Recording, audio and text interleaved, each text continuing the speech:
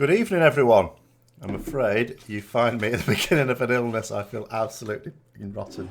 I didn't feel too good yesterday. But don't worry, I've taken plenty of drugs. I've got lots of decongestion. What the hell's going on there? I don't know what's happening there. Something's happening. But anyway, evening, everyone. I'm just going to wait for something to catch up. I've just seen, I don't know how that's happened, an advert playing on my thing. What the hell? Anyway, doesn't matter. Potentially doesn't matter. Yes, so I was just having a look at Twitter, actually. Following on from this, how many subs does BFA really have situation. And Kira, who does Warcraft logs, was pitching in there, explaining that in terms of raiding traffic, it's more than it was during Legion. Now, that could just be more people using Warcraft logs.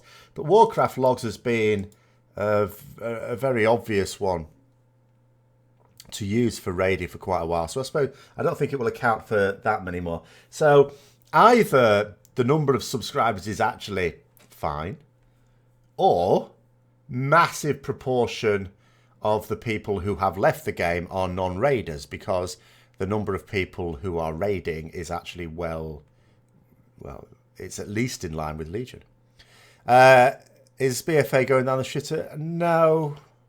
See, the thing is, we don't actually know, do we? Like, I accept that figure that was quoted, or the way it was found, was inaccurate. I totally accept that. Blizzard said that it's inaccurate. I accept that. I believe that.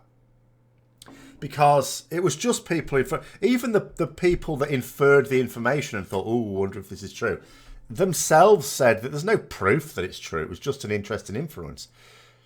That being said, if someone were to say that the subs were significantly down to what I don't know, but significantly down, I wouldn't disbelieve that either, because I was saying in my video, for me, it makes a certain amount of sense. What I've been puzzling over is, why are they doing all these firefighting at the moment? You know, they've been doing Q&As more regularly than normal, even though the last one didn't say anything at all.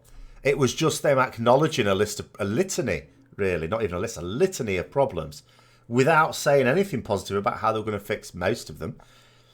They had the 8.1 announcement, which was done like very hastily. It was almost like someone shoved Ian Hazacostas on it, going, I haven't got anything prepared. Just do your BlizzCon speech. So he's probably going to have to rewrite his BlizzCon speech. They did the Reddit AMA, all this stuff. And I'm thinking to myself, why are we now getting all this? Engagement might be a strong word, because it's all one way, it seems to me. But, let's call it engagement anyway. We're getting all this engagement, whereas we had none during the alpha and the beta. And the natural assumption may well be, we're getting this because lots of people are complaining. Lots of people complained during the alpha and the beta, and we didn't get the engagement. So what is it now? So I can believe that it might be because subs would be expected to dip anyway. Of course it's going to dip. People buy a game, they go, we're going to get him into... Everyone must know people like this. I know people like this. Oh, shit, I need a hanky, sorry. I am going to be... I'm a little bit ill. I did something that I probably haven't done since I was an infant when I got home. I had a dump, and I think I shat and sneezed at the same time. It was not a pleasant experience. So... what was it now? Oh, yeah. So I don't believe it's just because of bad feedback. I think it's something more that accounts for it. Do I think Jay Brack has been brought in as a hatchet man to sort out BFA? No. I don't know what's going on in terms of the old boardroom politics. I can't even imagine. I don't pay that much attention to it, to be honest. I have zero opinion on it. It'd be lovely to think Mike Morheim, just like Chris Metzen, just wants to step back. He seems like a cool character, doesn't he? Bit chill. He just wants to step back and, let someone else. And they do a bit of a round robin thing. I don't know whether there's been any easing out or whether he just said he doesn't want to do it anymore. No idea. But I don't think there's any need to be alarmist, because from a business point of view, from a profitability point of view, Blizzard is making shed loads of money this year. Loads. Because it's not just World of Warcraft that they pin all their hopes on anyway. Obviously, it's a major. But they sold loads of BFA copies. You know, so, I mean, if you think about what you paid for your copy of BFA, that's what, about 5, is it? I don't know. What is it? About 4 or 5 months worth of subscriptions? So, but I have no, in terms of boardroom politics, like, you know, Mike Morhaime stepping down as CEO, I have no idea what's behind that. Oh, from Mumbai, blimey. Getting people from India now. I could do with a chicken curry at the moment. Unfortunately, where I live, where I've lived in the past, every town I've lived in has had some really nice curry houses. So when I've had been a bit ill, get a chicken madras, no problem. Where I live now, it's all shit. They're absolutely appalling. It's disgusting. So I have to make my own. But I can't be arsed when I'm ill. Your computer died last night. You already missed WoW. Well, you're on the other end of the scale to the people that are saying that they're unsubscribed then. It does feel like their plans have been accelerated because of the discontent within the community in regards to things like Azeroth armor acquisition account by Rep Championship. It may be that some... I don't know about plans being accelerated. Announcements, I think, have been accelerated. We can't really say anything about plans. I also, again, I struggle to believe it's because of negative feedback. Because they had negative feedback.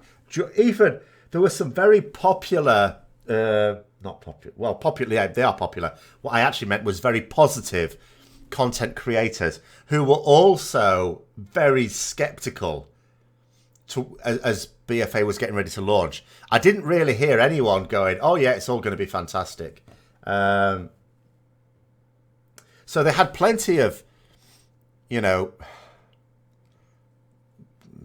I don't really know what the word to use. My brain's going to go today as well because I've been taking Lemsip max flu strength. My brain is really fuzzy. But they've been, they were getting plenty of critical feedback, shall we say, during the alpha and beta process. Plenty. And they still said nothing. So for them to say something now, I don't know. I don't know. After seeing the 8.1 notes, you've lost hope on fixing Ret AoE. No. They're buffing stuff. Don't worry about I'm not saying they are buffing stuff for Ret AoE. They are. It's just not in yet, that's all. Class stuff doesn't necessarily come in until later on in the PTR because they're still working on stuff. It is happening, though. That's guaranteed. It's definite. Well, actually, nothing's definite till it goes live, but they've said it's definite. Can I think of any good reason why Blizzard feels spec swapping Azeroth traits would be a problem? Good depends on your definition of good reason, not what I would call a good reason. The only reason I think they have forever, ever restricted anything like that, they want you to never finish collecting gear. They just don't want you to finish it. The problem is, like, coming back to Kira's comment about there's more people, or there's loads of people raiding, basically. Raiding shot up, the participation in raids shot up in Legion, and it's maintained at least that in BFA. So there's a much larger, because people always talk about, oh, raid is only a small percent. They're not anymore. Maybe they used to be. They're not anymore. There are now a very significant, and not even a minority even, I think it's about half, do some form of raiding. Now, oh God, sorry. Really annoying. Just need to go back to that one. So, my head. Oh yeah, sorry. So the vast majority of those players will be the ones who, if they finished gearing, would just stop doing that content. And let's try and tally two things together. Let us say that there's massive numbers of people raiding. But let us also say, just for the sake of argument, we don't know this to be true. Let's say, for the sake of argument, that there's only 2 million active subs at the moment in WoW. How do you tie those things together? Maybe the people who are enjoying the raiding, or the Mythic Plus dungeons, or indeed any, proper end game content, have stayed. Maybe the people who have left have been the much more casual, proper casual players who don't really want to do any of that. They just want to do the casual stuff. That might marry the two things up. Again, I'm not looking for ways for there to be 2 million subs, just in case it is. And from that point of view, they don't want even more leaving, like casual raiders, so they never want people to finish gearing. I think that it's down to that. I think a lot of these decisions with loot come down to, we don't want you ever to finish gearing. But they don't want us waiting ages for a gear upgrade either. I mean, remember like in, when we look misty-eyed back to Vanilla and TBC, where you could go whole weeks without an upgrade. And because think about it, I mean, in Molten Core, the first boss dropped 2 items. It was a 40-man raid. The next boss drops, I think, 2 items as well. I can't remember, maybe 3. Once they got to, I don't know, was that 2 as well? I think that was 2 as well. But it may have been 3. And then Ragnaros, I think, dropped 4 at the end. So it took a long time to gear up. On a week-to-week basis, you didn't really get loot. It could go for weeks without getting loot. I also don't think they want that either. I think they want us to be getting loot all the time. And I don't mean loot that turns it straight away into Chaos Crystals, or whatever they're called now. I can't even bloody remember. Or the equivalent of. But they want us to get upgrades all the time, but they never want us to finish. So, yeah. So, obviously, I think that's the driving force behind all of it. All of it. When the majority of players bought BFA, they had no way of knowing what a pig it would turn out to be. I don't know. I don't think there's anything that's been... I mean, an awful lot of people that would buy it will not have looked up anything in terms of how it's been reported. There's nothing surprising about BFA so far for me. At all. So there was no... If anyone wanted to know how BFA was going to be, there was nothing to stop those people finding out. It's not like things were hidden. We knew it wasn't quite ready. And it just still isn't, that's all. And also, we also know they've only got so many developers. Like, I've seen a few comments, people saying, they should just... it doesn't matter about the cost. They should just fix these things. I don't think it's a question of cost. They've got developers. Those developers are working. They can't just buy in a load of new developers. It's not like getting a supply teacher if we have a teacher disappear off. You can't just get a supply developer, really, can you? They've got a development team. In fact, if they're pulling people... See, here's my concern for the future. At the moment, a load of those developers should be working on the next expansion. Remember what they said? BFA started as soon as Legion launched. So that presumably means that Return of the Potato People, the next expansion, is underway now. But if there's loads of problems with BFA and they need to sort it out, they could be pulling developers from Return of the Potato People, in which case Return of the Potato People will also have problems because it hasn't had enough development time. There could be a serious knock-on effect here. I don't know. Or maybe they haven't. Maybe they're saying they're not going to sacrifice the next expansion. And if necessary, they'll pull a WOD again. And cut. So I don't be alarmist. I'm just trying to think through scenarios here. It's not like they can suddenly massively expand their development team. And because even if they did and recruited a load of new developers, there's a certain amount of training and getting used to the teams and getting up to speed. I don't believe... I think one problem, if I'm going to be critical of Ian Hazzikostas, I don't believe, and it's not just him, there's been other leaders of this team as well, I don't believe he has the ability to coordinate the various teams in the development team. So how much less would I believe that they could integrate a load of new developers into a larger team? I think it'd be even more chaotic. I just don't... I don't see... In the here and now, we can blame them for the situation that arises now. But in the here and now, what can I think that they could do better other than just stopping, wasting time developing systems that nobody wants anyway? I can't really think of what they can do. They're just buggered. They're just in a situation now. It's live. It's just live.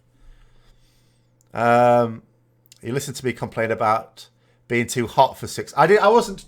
No, I wasn't too hot for 6 months. I was too hot for 4 weeks. I don't. A cold is not. You don't get a cold because it's cold. It's just called a cold because you get it in cold weather. The reason we get it in cold weather is because that's when we tend to be indoors more often. Colds, like anything, microbes like warm areas. It's bloody students. I've been giving them a right hard time of it. One of my nasty, horrible, dirty students has given me this. I was looking at... There was one student today, right? He had a cold. He was sneezing at the back. Bloody doing all this business. I was like, where's the tissue? Where's your hanky? I haven't got one. Puh. And then he just starts typing on his bloody computer. Dirty beggar. It's people like him, that's why I'm ill. Who never learnt the catch it, bin it, kill it. Anyway, sorry, I'm going to be missing stuff here. Let's have a look. I like this one. Curious. I like the word curious. Just curious if you have an opinion on the current state of Holy. No, sorry. I've been lazy again. I was going to play Holy as well for a bit. And then I thought, no, I'm going casual. So that idea went in the bin. I used to enjoy... Here's the thing. When I used to hit... Oh, a long time ago. It's a completely different kettle of fish now. I'll tell you what I used to like about being Holy and healing. I enjoyed progress because you got a real buzz out of keeping people alive long after there was any reasonable expectation of you keeping them alive. I found that fantastic. Unfortunately, as soon as progress finished and you were ready to kill the boss or you were just doing farm, it was boring as hell. You just prayed for people to stand in puddles of shit, but they never did because they learned. Maybe I just played in guilds that were too good then, I don't know. So it got deathly boring. I mean, these days, I suppose you can just go DPS for a bit if the healing's a bit light.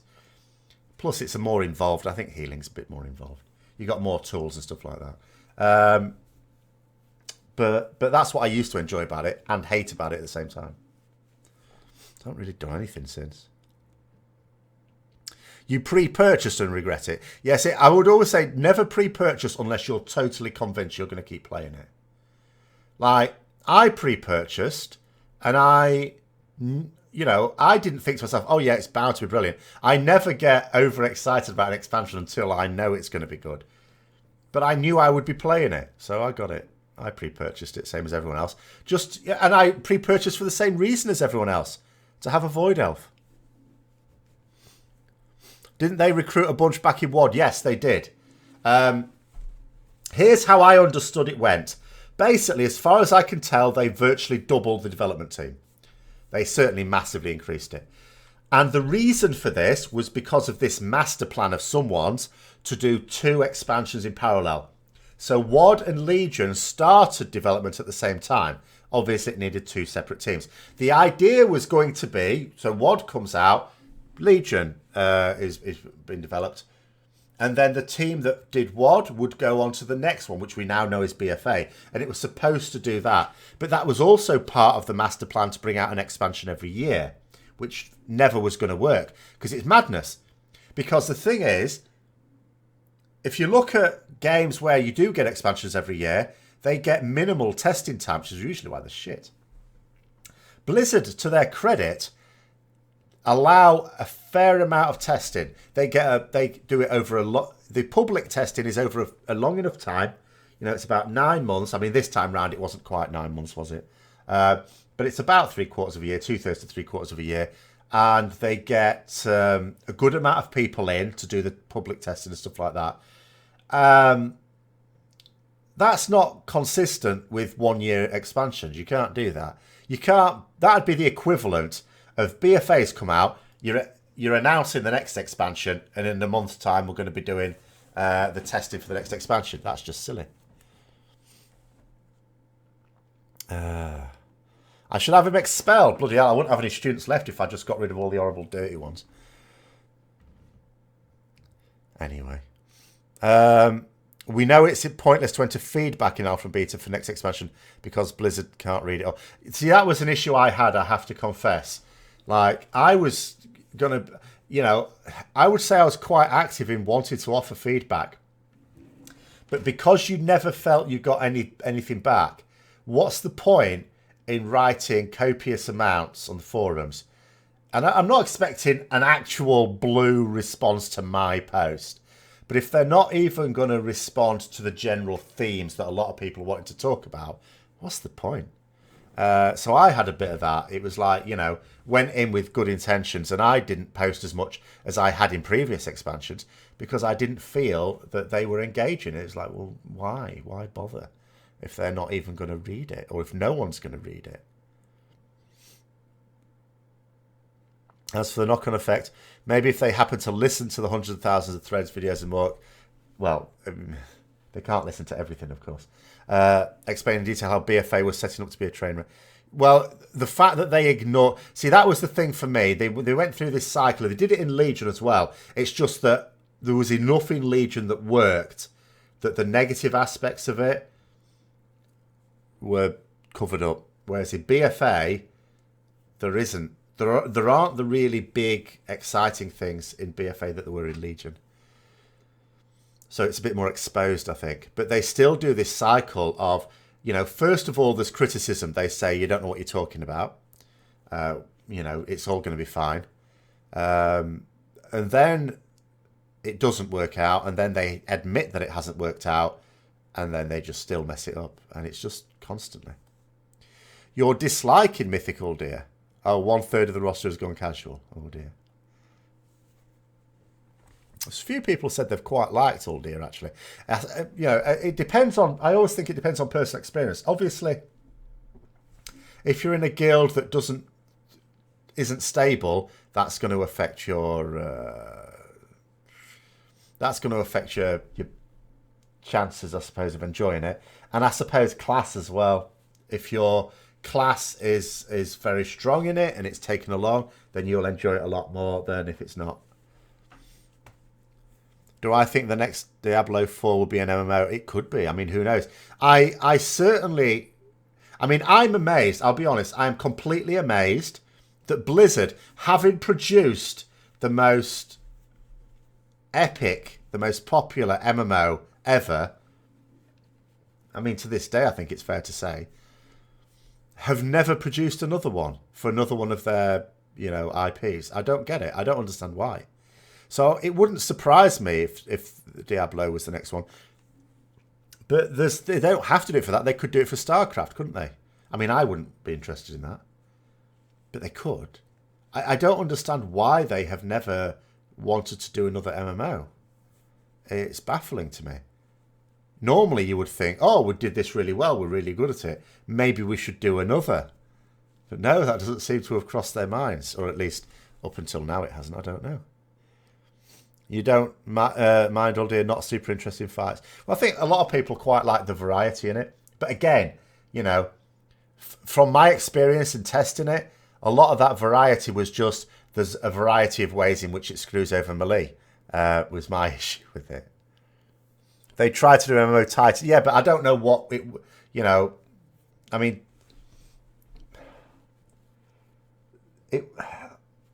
Project Titan was a bit funny. Well, it did effectively fail, yeah. I mean, they rescued some of the development, didn't they? Because it turned into Overwatch.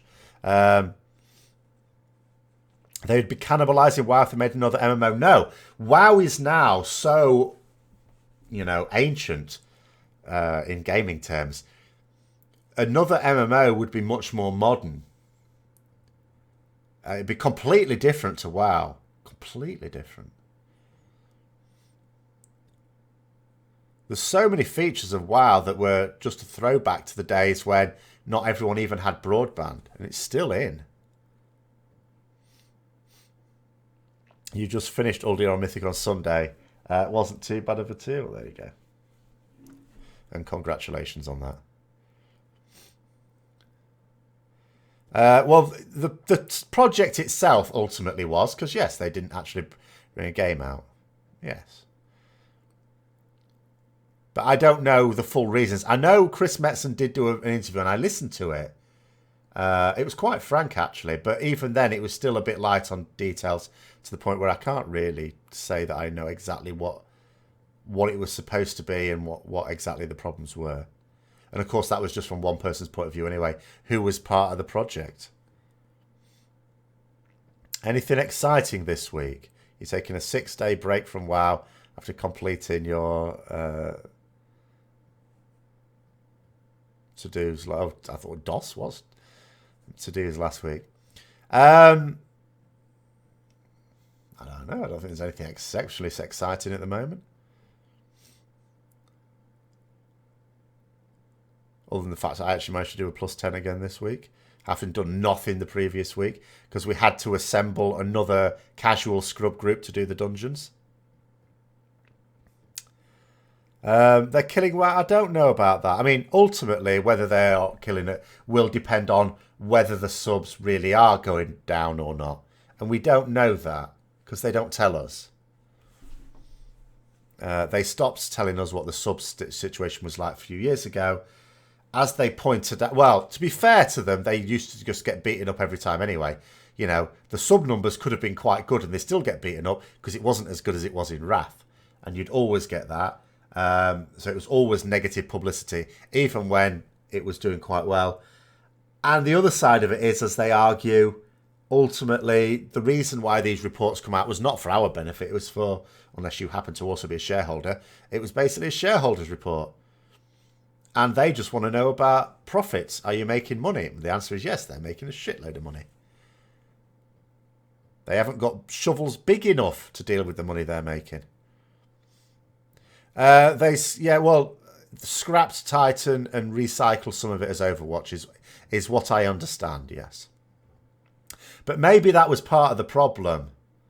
Because as far as I know, you know, maybe they didn't even really know what it needed to be. It may not have been a failure from a development point of view. It may have just been from a strategic development point of view that they never really understood what it needed to be. But I don't know. I have no idea.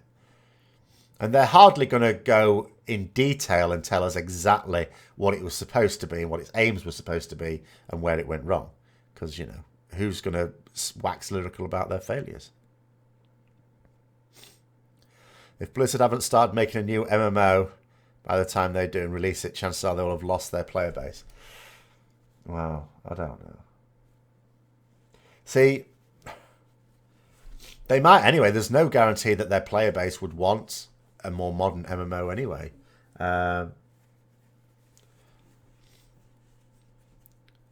14 Alliance are in the Hall of Fame and Horde is done. Yeah, I saw that.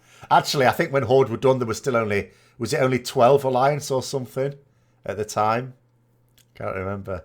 It's a bit grim, isn't it? But it's not unexpected. And there's people keep saying things like, oh, watch all the Horde guilds now that are nearly there suddenly go Alliance. It's like, well, no, they won't. Because it costs a lot of money. And those players don't necessarily want to go Alliance. You know, a guild can't just decide it's going to change faction. Whenever a guild does change faction, they know they're going to lose a load of players. There's going to be a load of players go, either no, I can't afford it, or no, I don't want to play that faction, or no, I don't want to go into that scabby realm you're planning on going to. You know? So it's not as easy as that. You won't suddenly see an exodus of Horde guilds going Alliance. I think it's just going to be a bloody long time. It might be that some do, don't get me wrong, some may do. But I think it's just going to be a bloody long time before we get it filled up for Alliance. And here's my fear, although I don't think this will actually happen. What if it isn't even filled up by the time the next raid comes out? That's just embarrassing. Hi, lazy man.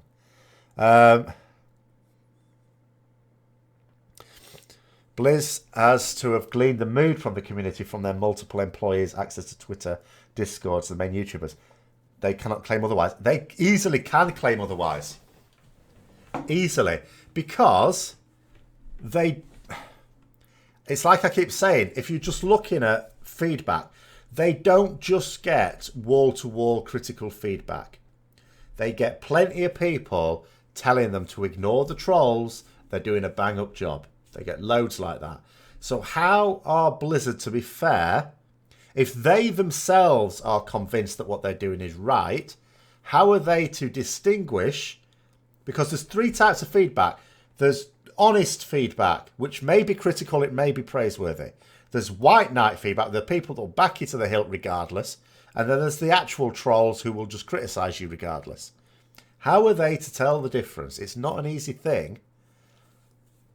That's the problem. It's not easy for them to tell. And some of them have their head so far up their arse, they can't actually believe that they've done something stupid. Because that's ultimately what the problem is. The problem is not that something hasn't worked out, that they tried something ambitious, didn't quite work out. Okay, we'll try and work and fix it. The problem is that we're saying that they have done some things, not everything, but some things that are actually stupid. And they can't believe, they can't accept that. First time since you started early TBC that you unsubbed Asmongold's recent video. Opened your eyes. I haven't seen that video. I noted he'd done one.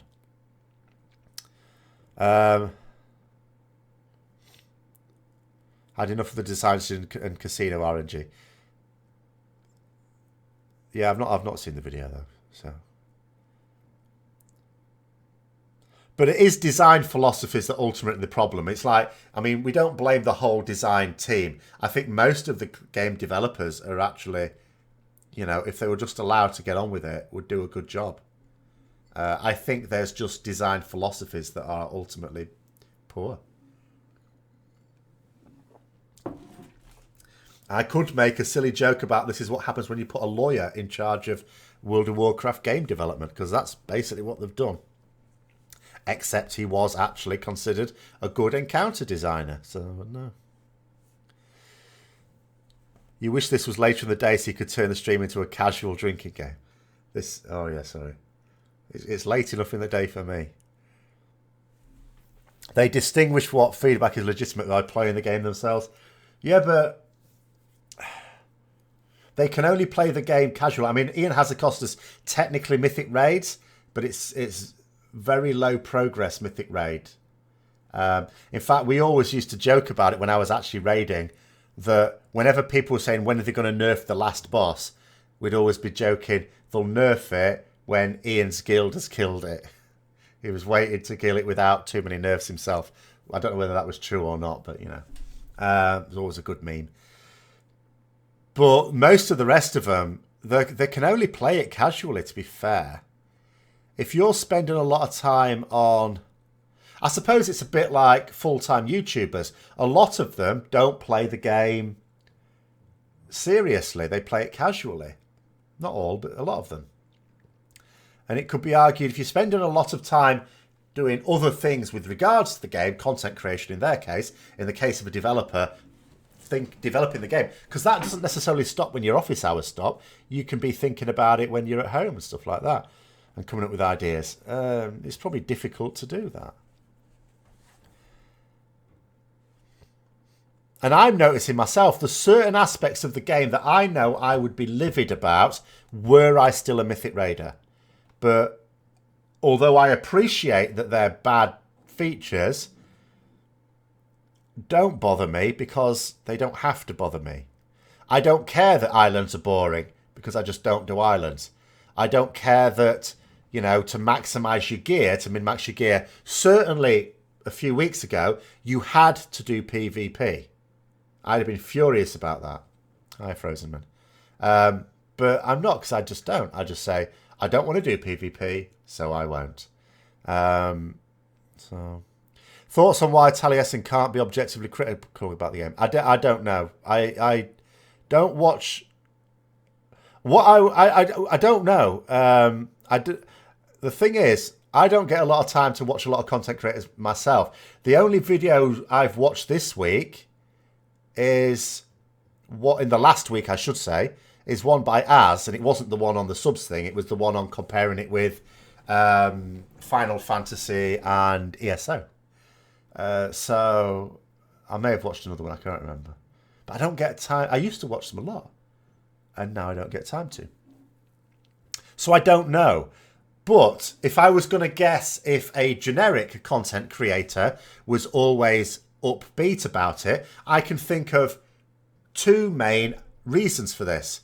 One is that if their audience are by and large tuning in to see some positivity, obviously, I mean, they are successful enough. I mean, they are the most successful, I think, WoW YouTuber channel. Because they had a real plan and they went with it and it's really successful.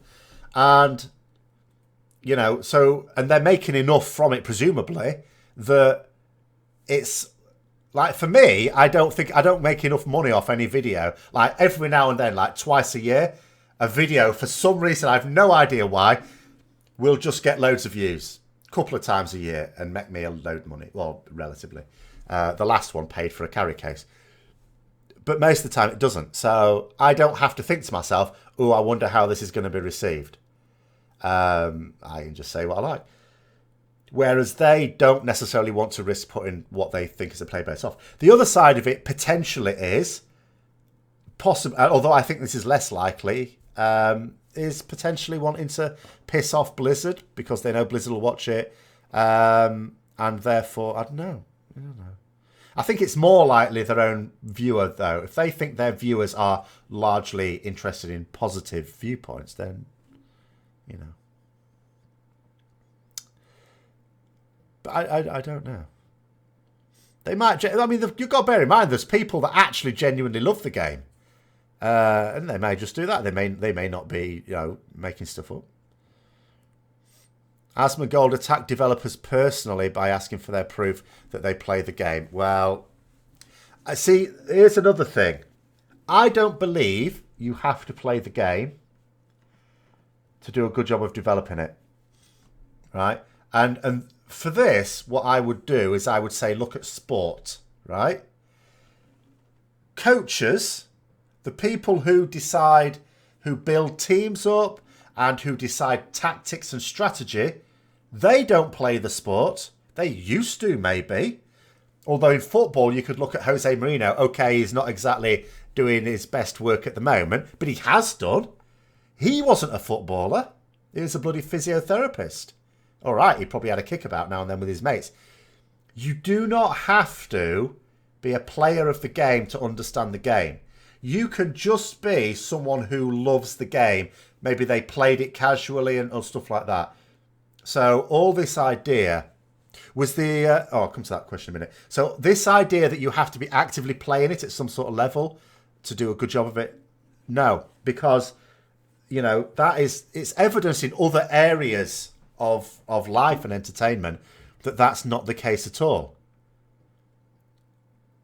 So they don't have to play at a certain level. They should play it, you know, like I know Games Workshop, for example, people that are employed at Games Workshop should at least play some of their games. But you don't have to play it at a high level to be able to understand the problems. You just have to have a certain level of intelligence. And in fact, I'd be concerned if there were developers playing at a high level, because I'd be thinking to myself, that means you haven't got time to be doing your job. Coaches are too old. They're not always too old. You have very successful coaches that just either got an injury or were never players of the game at any level. And that's just in sports. You know, you get it in other areas as well.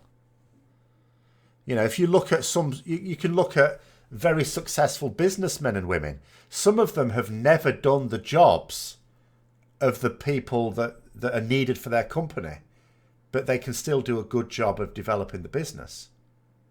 And you get bad business leaders who know nothing either. I think basically you have to judge development on its own merits, right? I don't think the design philosophies are sensible. I don't think to myself,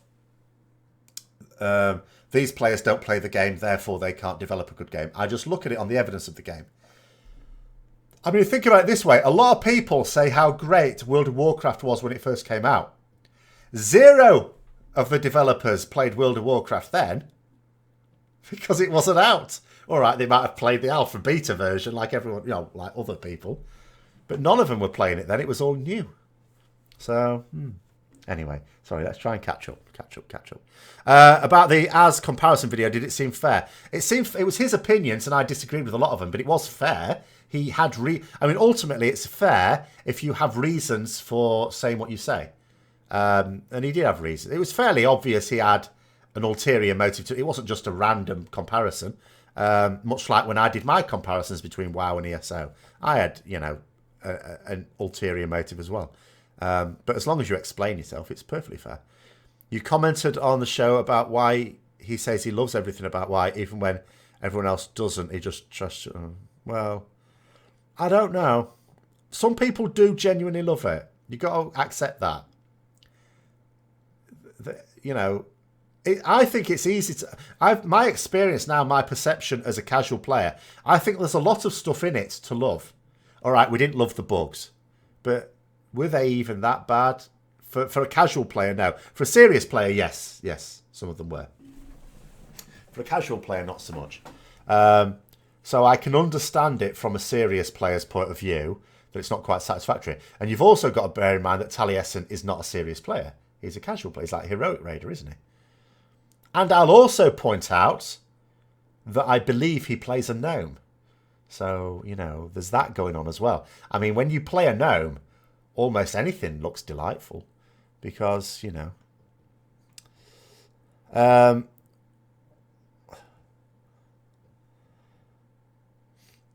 relevant coaches always played at World Series level. No, they didn't. In fact, I can only think of one current or recent very successful I can think of two very successful football managers, and I mean football, you know where a foot is, it's the end of your leg, that played at the top level.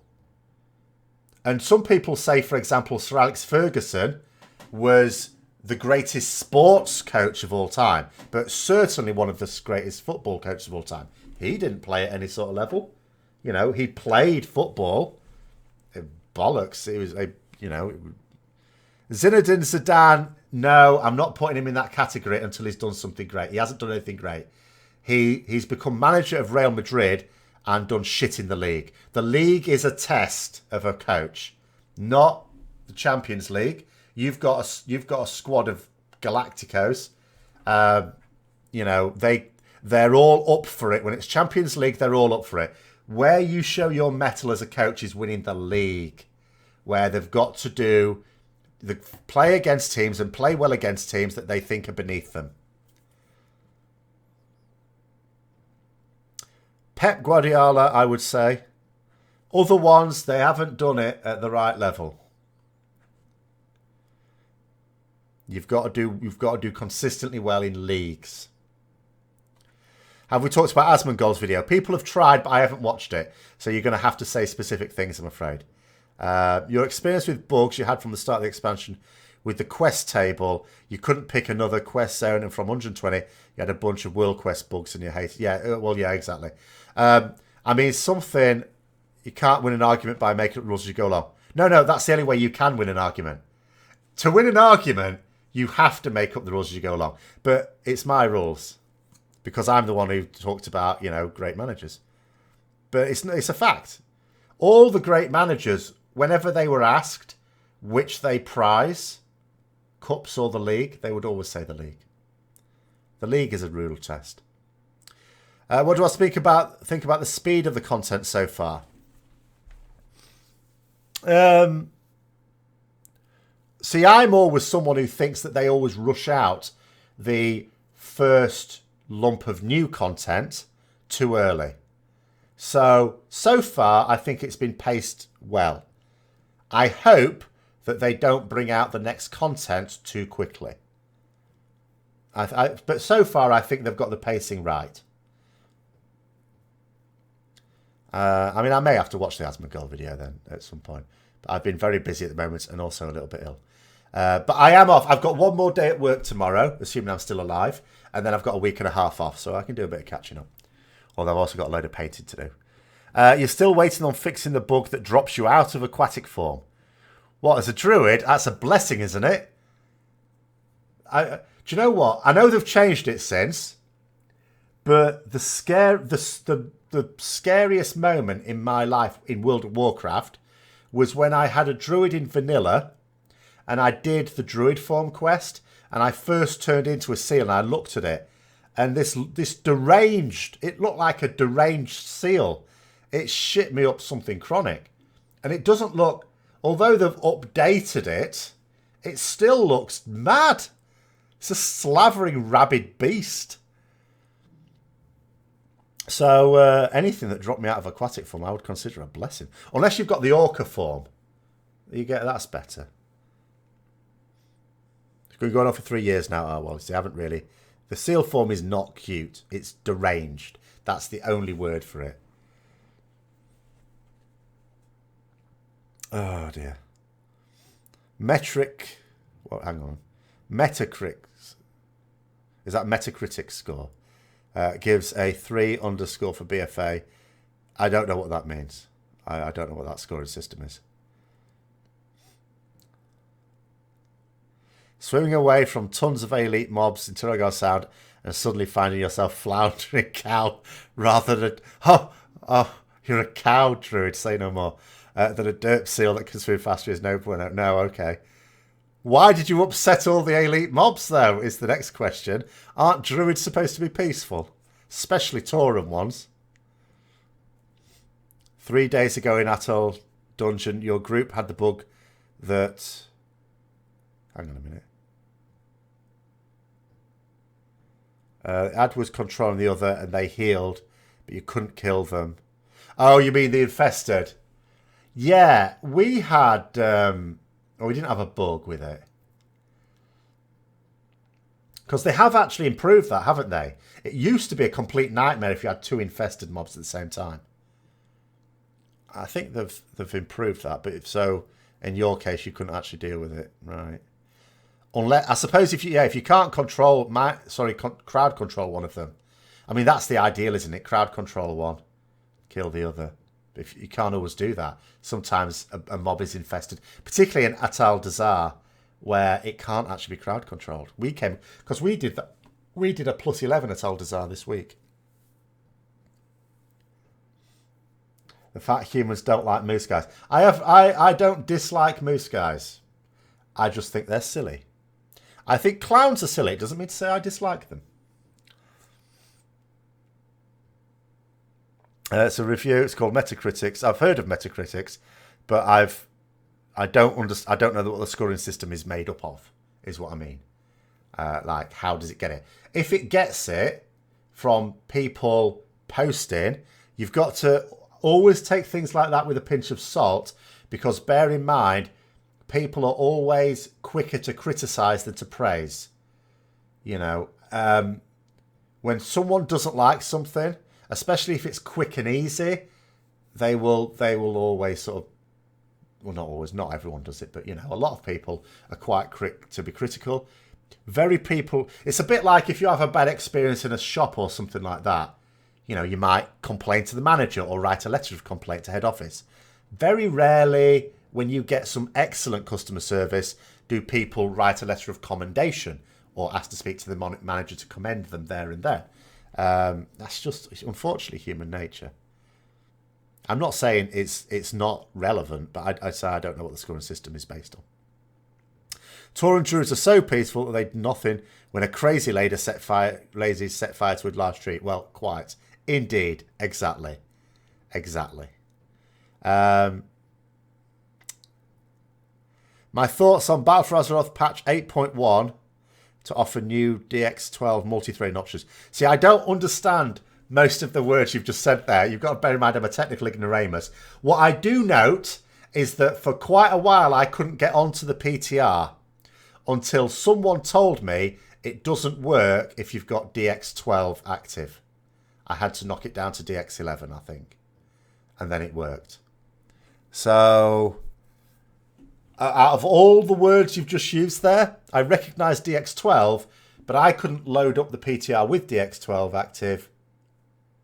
So, whatever it is, obviously isn't there yet. Or at least wasn't last week. Maybe it is now. I haven't actually been on the PTR since they've added new things. Which also means I think you can do the Darkshore Warfront quest from the Alliance point of view now. So I should really give that a go, if I can. I don't have any Alliance characters at level 120. Hopefully I can make one. Otherwise, I'll not really be able to try it. Or some people hate WoW and they'll just vote 1 out of 10. Well, yeah, for whatever other reason. That's what I mean. Things where you can just, it's quick and easy to just put down a score system. You do have to take with a bit of a pinch of salt. It may be relevant, but I don't know. Basically, most CPUs now use 4 cores indeed. WoW uses 1 core or 25% of the new processor power, so it should make things a lot smoother. That's okay. I think WoW runs pretty well anyway, I have to say. It's always impressed me how well it runs, because when I quit the game back in Wrath, and then, yeah, when everyone else had a great old time, I was quitting. And then I started playing Lord of the Rings Online and Warhammer Online. Ultimately, what brought me back, at least playing very casually, is my graphics card melted. Warhammer Online, forget about it. Lord of the Rings Online didn't work nearly as well. But World of Warcraft, nope, I could even raid in World of Warcraft. Couldn't play solo in Warhammer Online. But I could raid, even 25-man raids in World of Warcraft. But I suppose modernising the systems is no bad thing.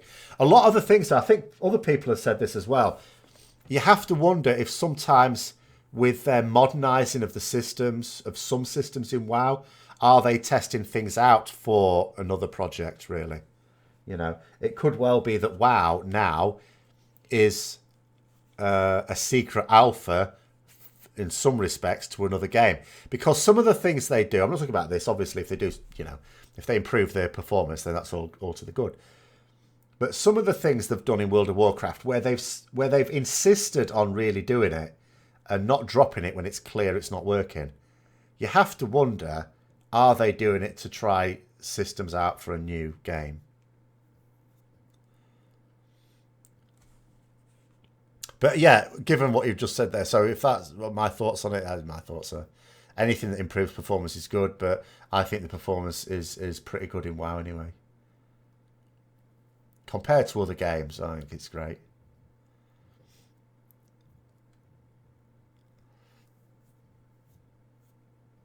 Oh dear, have I missed? I don't think I've missed anything else. Excuse me.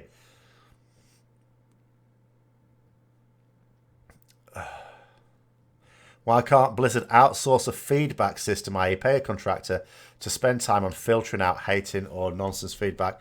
At least they could be told of the trending issues. I think for trending stuff, I keep saying, and I know some people have said, well, people could muck about with these as well, but I think it'd be much more valid. Again, the in-game surveys. You know, if you've got some content, ask people whether they enjoy it or not. You know, because the problem is that Blizzard keeps saying things like, they haven't said this super recently, admittedly, but they have said it during Legion as well. And they certainly said it during WoD. If a piece of content is played by a lot of the player base, then that is their qualifier for it being popular. Whereas people may just be doing it because they feel compelled to do it, because the rewards make it too obvious. Any predictions for BlizzCon relating to WoW? Yeah, I think Ian Hazakostas has got to write a new speech, because I think he used his up a bit early for the 8.1 announcement. I don't think there's anything special to announce, is there? You know, classic WoW, there has to be an announcement. Obviously, there's going to be an announcement about classic WoW. But there has to be something a bit more than just wait and see. Because we've had a year of... Basically, a year ago, they announced it. Everyone was surprised. After they'd basically, you know, shat on the idea before.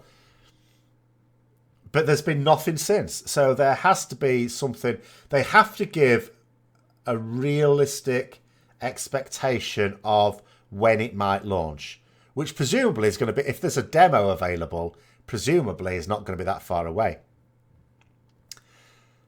So that's probably going to get most of the hype. In terms of Bfa announcements, what can they announce that he hasn't already talked about?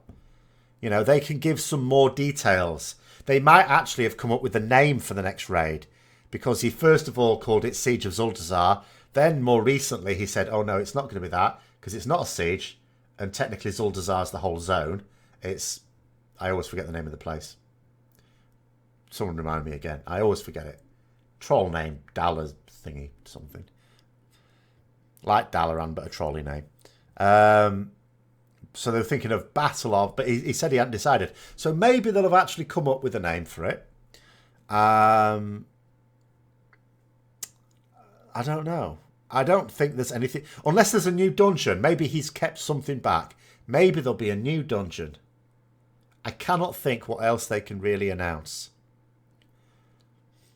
Or they might announce when Zandalari Trolls... I nearly said Zandalari Troll Paladins, because that's what everyone really wants.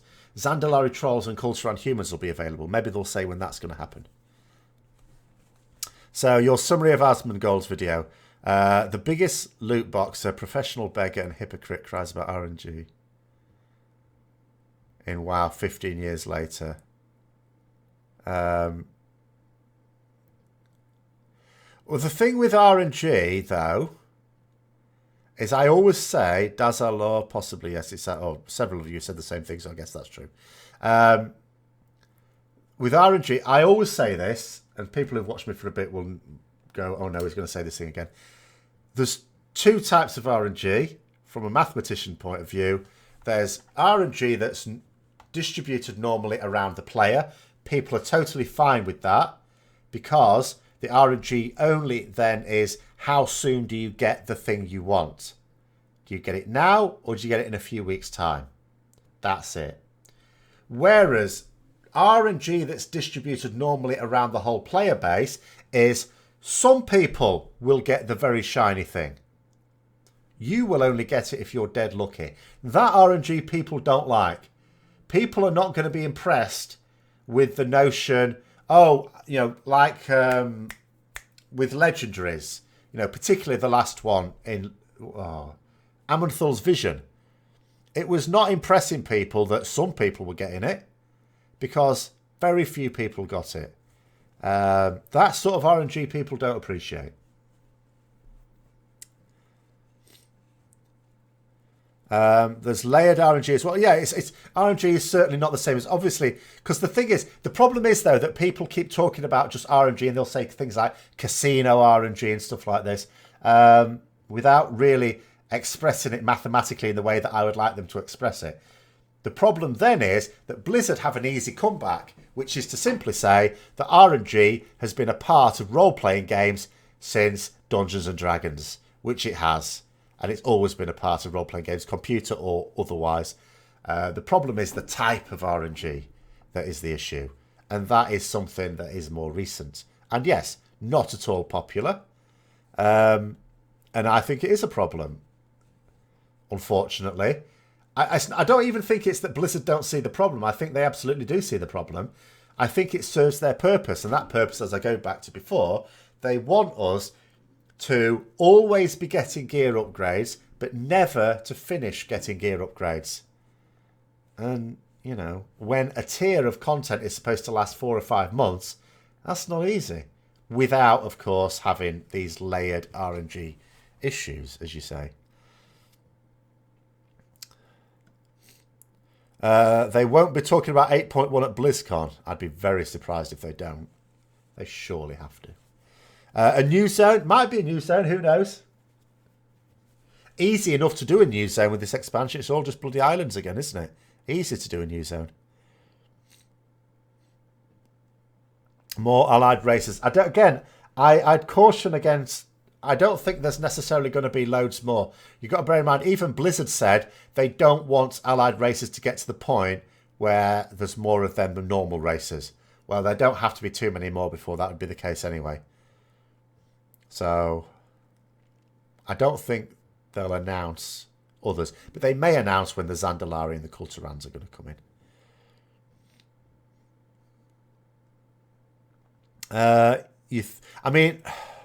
There's other aspects to them, though, isn't there? Because they're also doing the heritage armour for established races, aren't they? They already showed us a little bit of dwarf action. Is that any different to the old legendaries like Glaives? No, it's no different at all. People didn't like it much then either. Except in my guild, because in my guild, we must have been the luckiest guild in the world. We had so many war Glaives that we were giving them to tanks that didn't bloody well want them. You know, they were dropping, and all our rogues and DPS warriors had them. And we were like trying to give them to warrior tanks. I don't bloody want it. I'm not going to use it. Have the bloody thing. We can't even disenchant it. Clogging up their bags with warglaves. Whereas other guilds were not getting any at all. Or, if they got some, the player that got them would soon be poached by a higher up guild. That might be why we did so well in Sunwell, actually. We did bloody well in Sunwell Plateau.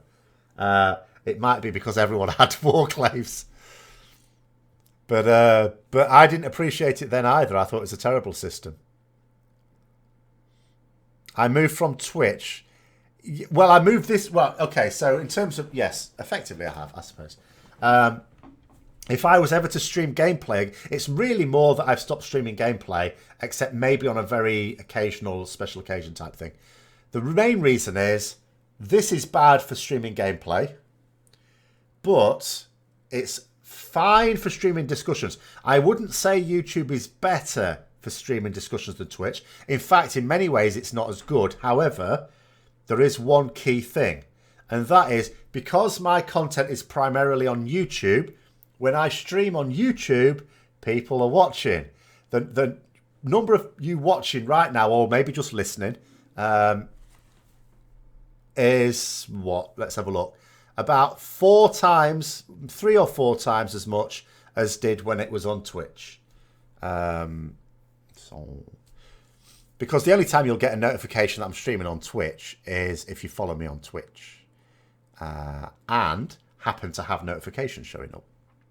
Whereas on YouTube, it's much more likely, which is why there are far more people watching there. Which, of course, means much more discussion. We don't have these long, awkward pauses. In fact, I'm sorry, I apologise, but there's probably people's comments that have been missed completely.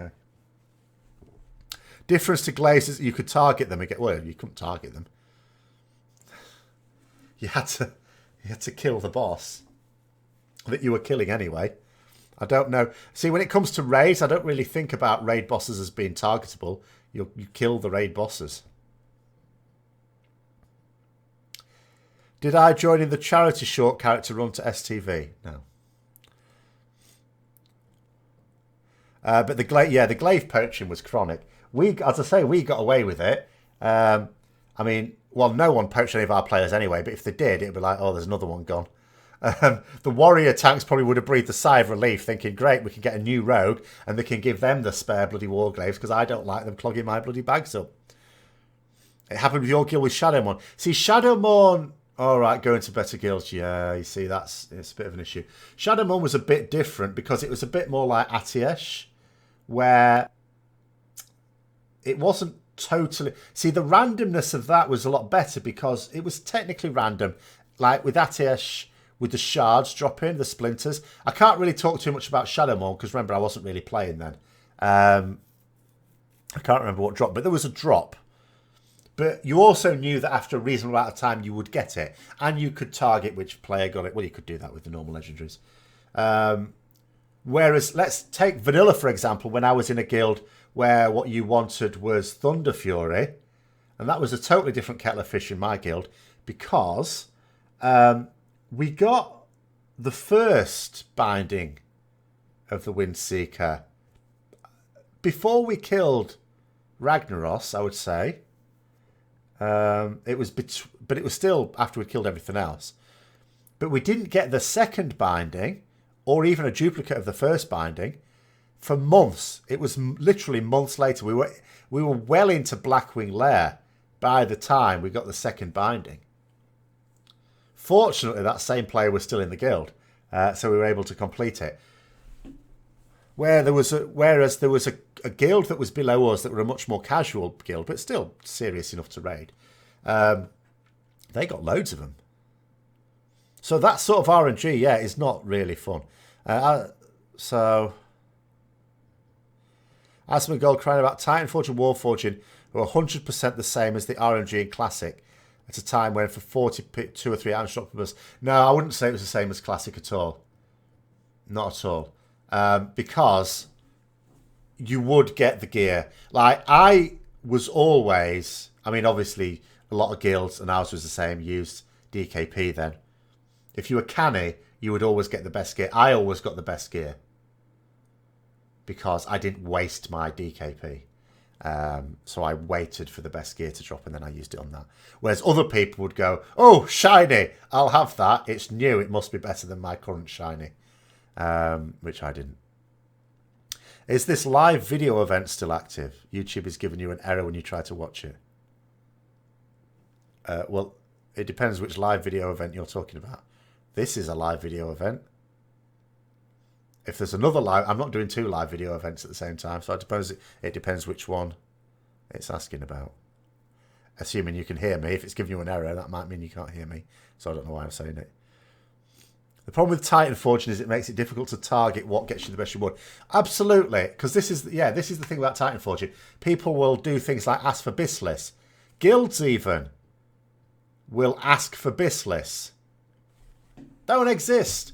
What's Bis? Whatever bloody well Titan forges the highest. That's what's Bis for me. And then you have to do this. Well, let's just assume it's all going to be the same item level. But it never is. No one ever gets a full set, let's say, of heroic gear. If you do heroic raiding, no one is going to have a full set of heroic Uldir gear, none of which is Titan forged. Or, I would even say Titan forged, not even just saying Warforged or Titan forged. If you have a full set of heroic Uldir gear, you can't actually guarantee it, but I can bet that the vast majority of such people would have at least one Titan forged item. Do I upload full VODs? I upload this one, yes. Or more specifically, make it active, because technically it doesn't need uploading, because it's already on YouTube. How popular do I think vanilla will be at release? I think it will be stunningly popular. I think there will be a tail off, as there always are for these things. But I don't think, like some people think, oh, people will realise... why is it not liking that comment? It's... forgot what I was saying now. Oh, yeah. I think there will be a good number of people that will carry and play it, because there are a good number of people who are interested in it. I think there's just some people who can't accept the idea that people won't actually like an old game when they see how bad some of the features are. Some people love old games. I still play Baldur's Gate. That's an old game. That predates World of Warcraft. Still like it. Still play it now and then. Right, so hang on, let's have a look at this.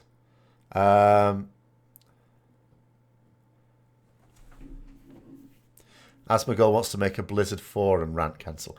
Do you mean what he wants is a focus group to provide feedback to them? In which case, a lot of people would like that. The problem is, who would be in it? Everyone would have their ideas on who should be in such a group. So it could well be argued that Blizzard would be asking for trouble should they ever do that. They obviously do have such a system for class design. But, because that's another thing, you see, I've got into trouble a couple of times over this. They don't like it to go anywhere, which is stupid. They don't like public discussions of design philosophy. So even though they do discuss things with very senior theory crafters for class design purposes, they don't do it publicly, which I think is daft. So they're certainly not going to do it with any other aspect of design. How will Blizzard keep Classic fresh? How can they? It's not fresh. It's the whole point. I don't know. I think ultimately it depends what Blizzard see in it. Because remember, for the longest time, they said there's no value in it. They don't want it. They've effectively given into pressure. They may just have the attitude, look, just release. People have asked for it to be released. Release the bloody thing, maintain it, and then job done. We've done what we've been asked to do. I don't see that they'll spend any time at all trying to keep it fresh. I think it's a concession rather than a project, really, from their point of view. You revisit Warcraft 3 and D2. Well, and people still actively play Warcraft 3. You still technically have updates to it, don't you? Not like new content, really, as far as I know. But like in terms of performance and letting it work on more modern platforms and stuff. Baldur's Gate 2, yeah, I love that. See, I play through the whole thing now because you can play through Baldur's Gate 2, and then Throne of Baal as well. The only downside to it is when you play Baldur's Gate 2, I can't, in all good conscience, play my paladin. Well, I have 2 paladins in my party, of course. I can't play either of them as my main character. The reason is because if you do anything evil as a paladin, then you become a fallen paladin, which in Baldur's Gate terms means you lose all your abilities. And the problem is that one of the paths you have to take at the end, some of the paths of evil give you some very nice rewards. So, and you change to evil if you take any of them, which is most unfair. So I can't. Yeah, my paladins just have to be the grunts going along with them. Well, you've got to bear in mind, like, content creators are not in charge of anything. You also have to bear in mind, like, popular content creators, like influencers, they're generally called. And yet, see, sometimes it's a bit of an ambiguous term, isn't it? Influencer. Who are they an influencer of? Ultimately, they're an influencer of the community. They're not an influencer of Blizzard. You know, you have to note, Blizzard never really take part in design discussions with any of these people. They take part in discussions with senior theory crafters. That's it. Influencers are useful from a marketing point of view. They're not useful, as far as they're concerned, from a game design point of view. So they have no influence over Blizzard.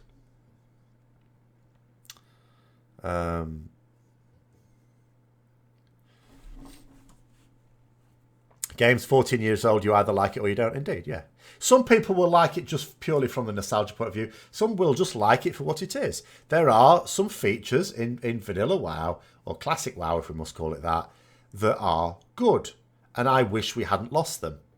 I understand why we lost them, because sometimes to modernise a system, you know, it's a bit like the saying you can't make an omelette without breaking eggs. Which is not strictly speaking true, because you can. Well, you can break it a little bit, shall we say. But it doesn't matter. The saying still holds.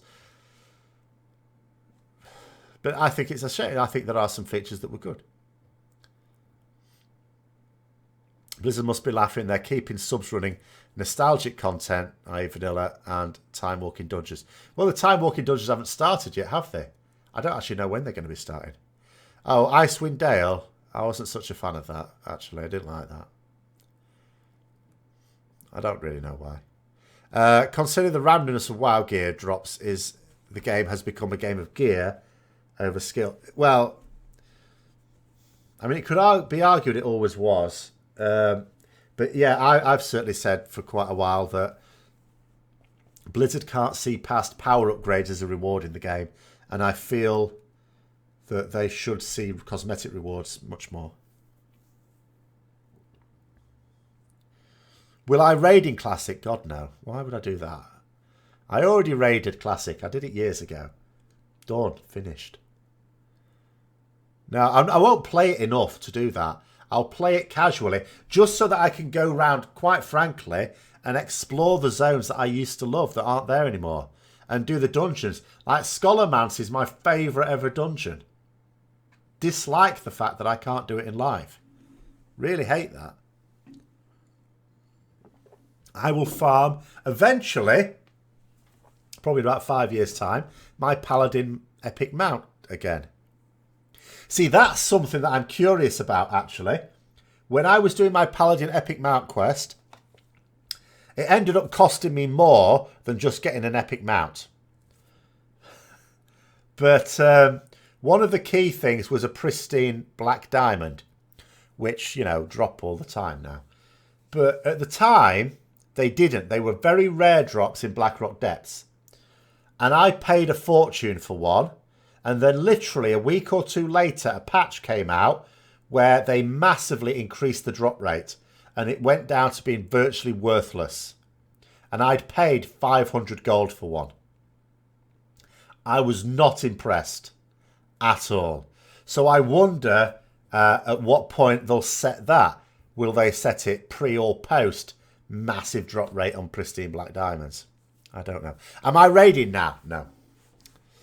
I'm not raiding literally now because I'm doing this, and I'm not raiding figuratively now in that I'm not raiding. I haven't even done Gahoon on any level of difficulty. I haven't even done it on LFR. You know, if I start shooting my mouth off about raiding on the forums now, I'll be like one of those people, because you know what I do? Whenever I see anyone mouthing off about raiding and how easy the game is, I always look at their profile and go, right, you have got 0 raid achievements, you've got 0 PvP achievements, you've got 0 Mythic Plus dungeon achievements. You've got no right to say the game's easy because you're not doing any of the hard content. I'll be one of those players. If I say anything about raiding, people will look me up. Oh, this guy doesn't even do LFR. So no. Minsk and Boo were great, but I couldn't be dealing with them. He kept starting fights with Edwin. But nowadays, when I play Baldur's Gate, I take my own people so they don't fight amongst each other now. I just take a super team of 6 chosen characters that I've created and frankly cheated with to make sure they've got good stats. I only play it through for the story. I don't play it through for challenge anymore. A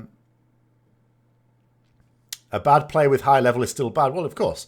You know, if someone's going to stand in shit, then it doesn't matter what their gear's like. You know, on Heroic, all right, they might last a bit longer.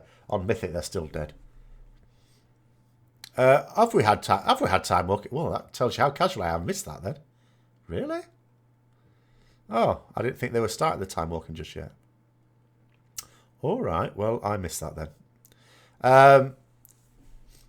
You can be a player with good skill and have terrible luck. Yes, you can. This is one of the problems, of course, with the forced personal loot. I mean, you could just be unlucky in what you play. Because if you need an item and it's not on very many people's loot tables, you're basically reliant on getting it via personal loot. It's not like someone else could get it and go, oh, I don't need it, do you want it? What made me stop? Time. I'm too busy at work. I'm absolutely insanely busy at work.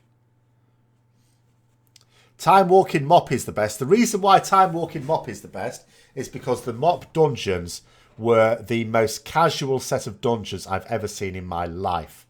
There was technically normal and heroic. The heroic dungeons were just the level cap dungeons. They were just as easy as normal. They just happened to be tuned for level something.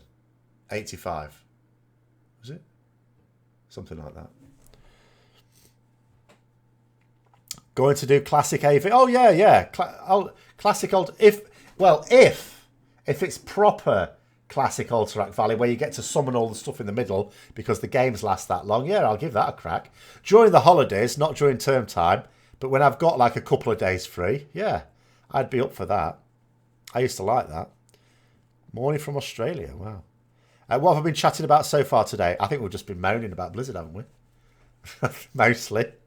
I think that's been the general theme. And what on earth they're going to say for themselves at BlizzCon. Raids and Mythic Plus are still good in BFA. Of course they are. Raids are always good. I always say this. But when it comes to raids, it's sometimes other people that are responsible effectively for how good a raid is. Because part of your enjoyment will be, well, as we've already said, the stability of your guild. But also how your class is in it. You know. So some people will enjoy it more than others. If your class is considered not to be great for it, you may, or it depends on the guild you're in, you may or may not struggle to get a play. If you feel that you're losing your place, not because you're messing up, but because someone doesn't want your class in there. Whether it's right or wrong, it might be that the raid leader's got it wrong, but it doesn't matter. It's a fact. Then that can make it less enjoyable. But I always say the raids are almost always very good quality. And the Mythic Plus dungeon is a very good system as well, indeed. Blizzard needs to hire new mathematicians to balance their game. whoever they had for balancing skill. The problem is not... It's not a mathematical problem. They can do that. That's easy, in fact. The problem is philosophy. If you don't get the balance of a class right in terms of its abilities, it can become untunable, which was the problem with Rets in the last couple of... the last expansion, certainly. In BFA, it's much better. So it's actually possible to tune Rets now, I would say, because they did a good job on the abilities by and large. I'd have preferred to have Divine Hammer over Consecration, and that actually was an option. As far as the developer was concerned, he was quite happy for that option. He thought it was a better option as well. Unfortunately, and I'm afraid I had to point this out, the community much prefers Consecration. So that's why Consecration's in. But it's not, it's a, you know. So I don't think there's any issue at all with the math side of it. It's the design philosophy side that mucks it up every time. Because they don't need to hire mathematicians. They have theory crafters that will do the maths on it. You know, they'll point out things. It's just that sometimes they're ignored. That's the problem.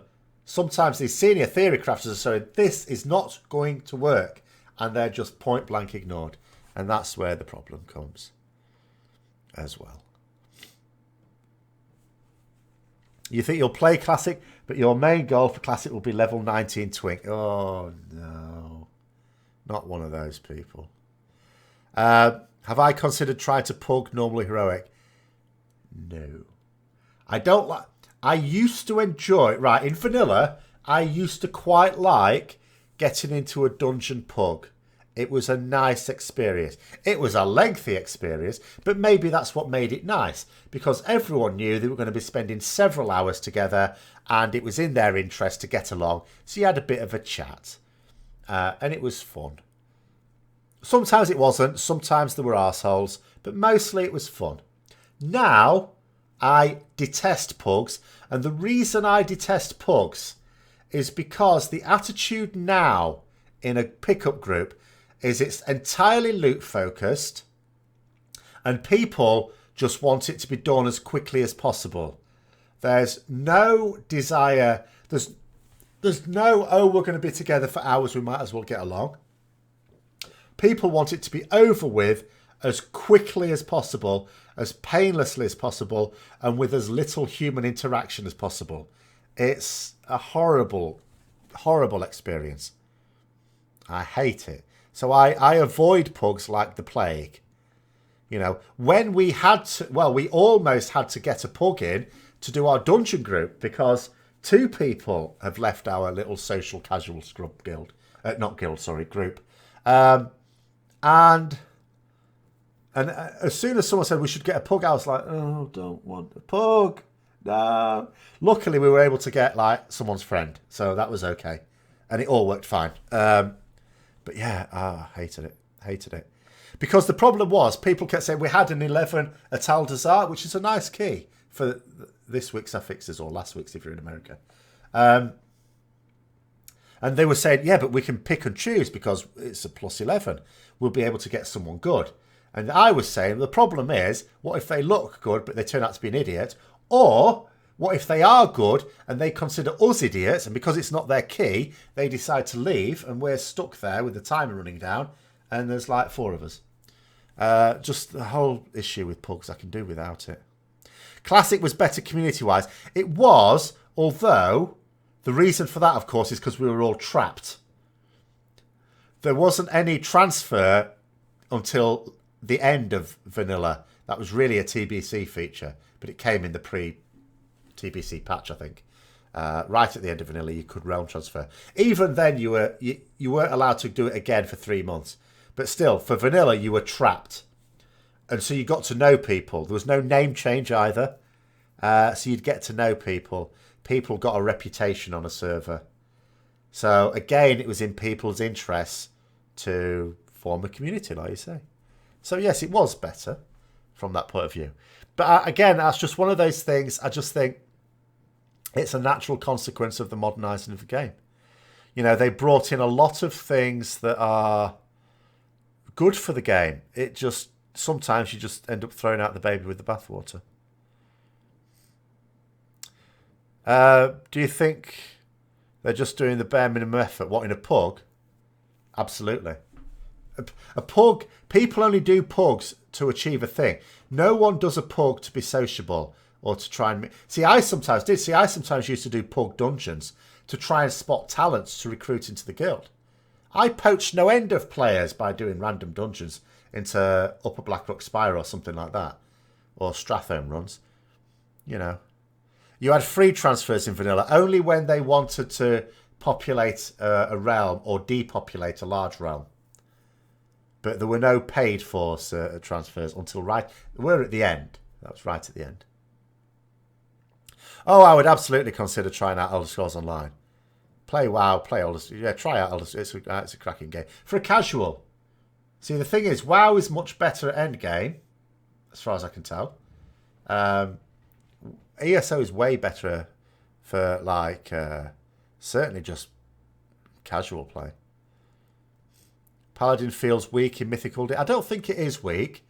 I just think it's like really strong single target. You just, well, I say really strong. It's good single target. It's just sometimes you could be given jobs to do that are not good for a Ret Paladin. Or you could adopt strategies that are not good either. It's not flexible enough, I think, is the problem with Rets at the moment in all, as far as Uldir fights go. Because it's not flexible enough, depending on the strategies used or depending on the jobs you're given, it could be all right or it could be bad. Pugs are also stupid because if you're doing machine, I think you mean mechanics, say with Zol going after the Hex, your overall damage goes down and you get kicked because of a stupid wipe. Well, oh yeah, well, people... Oh yeah, I mean, in a pug, obviously no one has the least idea, especially the people running them, of who is actually responsible or what is actually responsible for a wipe. It's the same thing you get in LFR. If anyone has the nerve to wipe a boss in LFR, you will get people scrolling right down to the bottom of the damage meters to see who to kick, without having the slightest notion of what the fight's about themselves. You've had good luck finishing over 10s with pugs. Oh, there's plenty of people do, to be fair. But I just see it as an opportunity for a bad experience, which I'd rather avoid. The thing is, you know, when I was a raider in a guild, I had a guild to do those things with. Now that I'm a casual, I don't need to do those things. I will do them if I'm in a group of people I know. And if I don't have a group of people I know, I won't do them. I don't have to do them. So... I mean, guilds to me are the route to doing content of all kinds in the most enjoyable way. I don't understand... I can understand some people having to do pugs, but I don't understand people actively wanting to do them. Hang on, what have I missed? I missed something.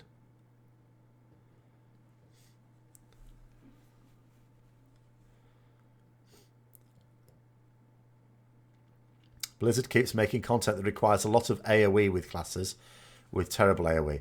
Well, I mean, I don't know that our AoE is terrible. It's not great. It will get better, though. They are buffing it.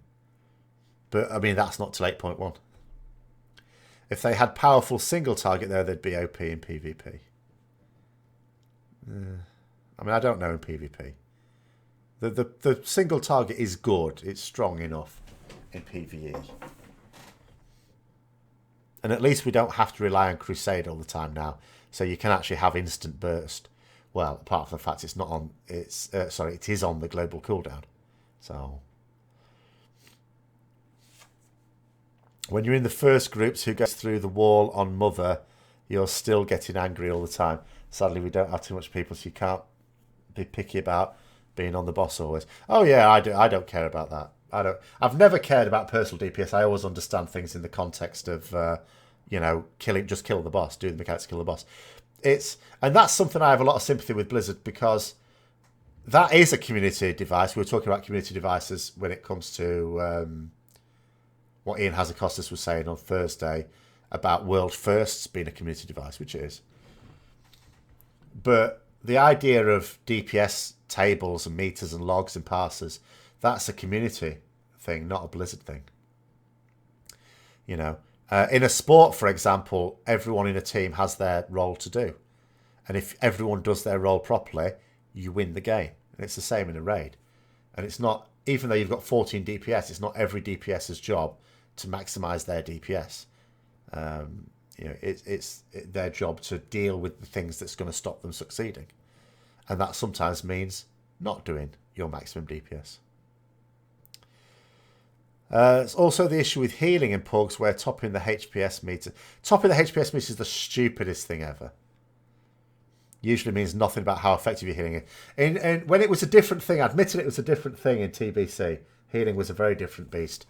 But I remember in TBC, one of the most tragic and funny events, and this was just trash. It was Kel'Thas, but it was the trash before Kel'Thas, which was brutal. It was super brutal. In fact, there was no end of arguments I had with various people on that trash. But there was one particular time when there was another paladin healer was going on about being the top of the healing meters on trash. And the trash itself was really nasty. Basically, you had to have a tank grab each individual mob because even 2 mobs on a tank would hurt like hell. So basically, each mob was tanked by 1 tank in a group. And he was saying, he was going on, oh, look, I'm at the top of the healing meters. And I had to point out to him, your tanks just died. Because as paladin healers, we were really good at tank healing. I suppose we still are. But certainly we were at the time, specialist tank healers.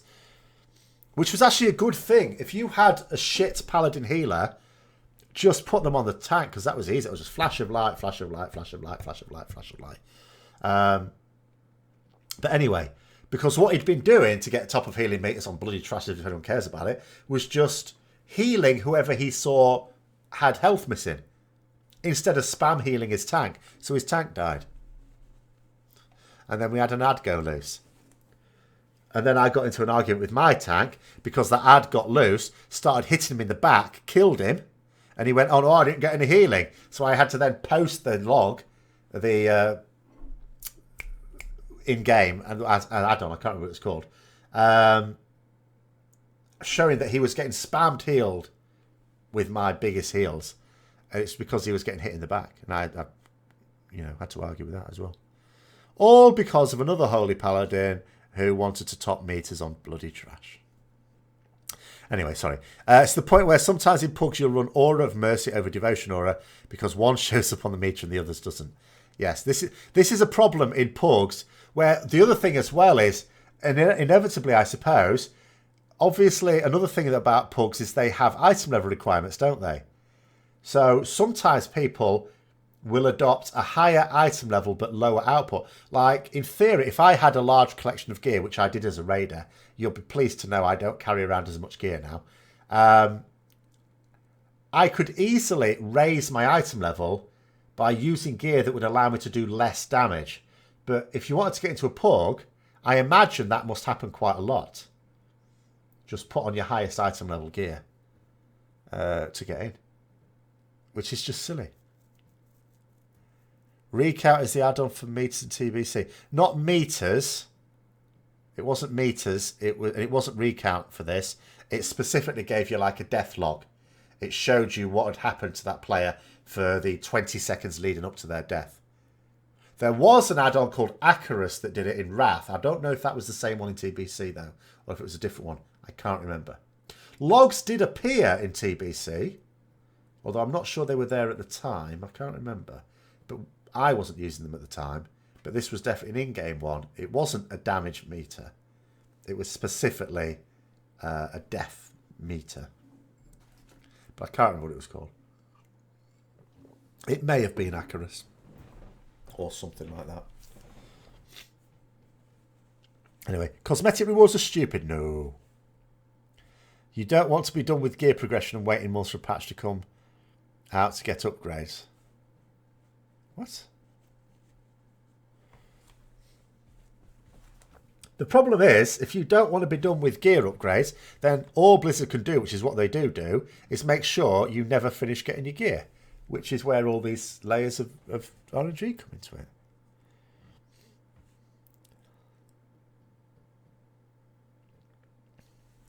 SCADA's another meter, though, again. I mean, although they've got more functionality now, they... Anyway, whatever. It wasn't either of those. Because I know it was separate to my... I can't remember which damage meter I was using at the time. But it wasn't my damage meter. The WoW UI for the group finder shows your highest in bags item level rather than equipped item level. Well, that's because Blizzard themselves understand that people have a hard time with it and are probably just trying to make it more difficult for people to be arseholes. But all there needs to be is an add-on that says what your equipped item level is, and people may use it. I don't know how it works in books, by the way. I'm only guessing. But,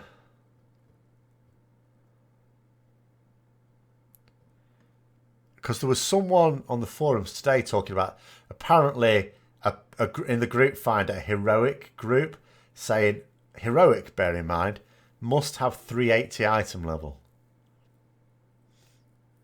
So, of course, just because a guild lists certain requirements in there doesn't mean to say they ever get that group to form. It's a bit like when you see something on the auction house for a certain cost. Doesn't mean to say it will sell at that cost. Pawn shows others item level, does it? There you go. Yes, the item level did start. It started with gear score in Wrath. That was a surprise to me. When I came back, because I quit the game in Wrath, and then I came back, but only to play casually, when my graphics card melted. And then I came across gear score that had suddenly emerged while I'd been gone. And I remember doing a Pug ICC on my Paladin, Rep Paladin, and there was another Rep Paladin in there who just put on his highest loads of gear. He had like tanking and healing items. Useless. Who was never going to do any decent damage, and he didn't do any decent damage. But he looked like he had really good gear score somehow. Asmongold uploaded a video after 6 months yesterday. Yes, I saw that he did a video. A couple of people have talked a bit about it. I haven't actually seen it yet. Obviously, yes, of course he doesn't do as many YouTube videos now. I suspect for two reasons. One, he's really successful on Twitch. So, you know, why would he need to? And secondly, do you know what? I keep seeing Asmongold videos on YouTube all the time. But I think it's just people ripping him off. I don't know whether they have his blessing or whether they're just actually just straight up ripping him off. Anyway. Sometimes you'll join normal raid runs with item level requirements of 365 because you'd rather go with a bunch of geared people who know what they're doing. Yeah, but what if they're geared people who don't know what they're doing? Ah, hold on. I'm getting a very diverse mix. I almost feel like we should have a map to see where everyone's from. A bit like Preach did in the early days. We had a big map of the world and put pins in when people said where they're from. If they were after 380, they must have been a carry group. I don't know. It may have just been a troll. It may have been people who just wanted to do achievements, maybe. I don't know. Whatever it was. Like I say, I hardly imagine it was just a normal expecting to just run through heroic for the sake of doing heroic. You hated gear score. Didn't everyone hate gear score? I'm pretty sure even the people who insisted on it hated it. Farming heroic Lich King with your guild and farming normal and alts every week. Selling the achievement mount, and at some point you wanted to, and some dude asked you for gear score. Oh, I see. Right. Yeah. Well, I think a lot of people didn't really like it.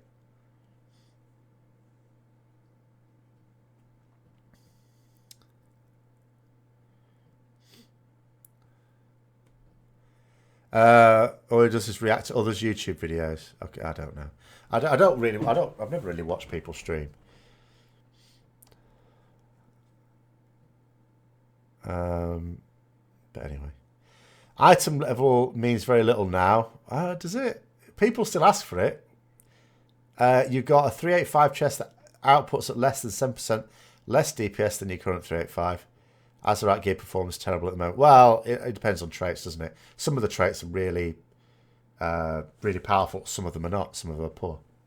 In fact, I had a strange moment earlier this week when I was trying to sim a piece that I'd got,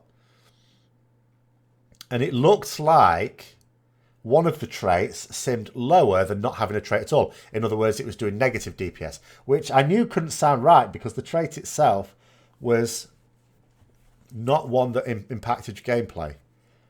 And then someone pointed out that for some reason the default one, which was no traits, was actually my normally equipped item, which I thought I'd copied and pasted over, but no. But nonetheless, the trait in question was still very, very, not much above not having any traits at all. But some of the traits are really, really good.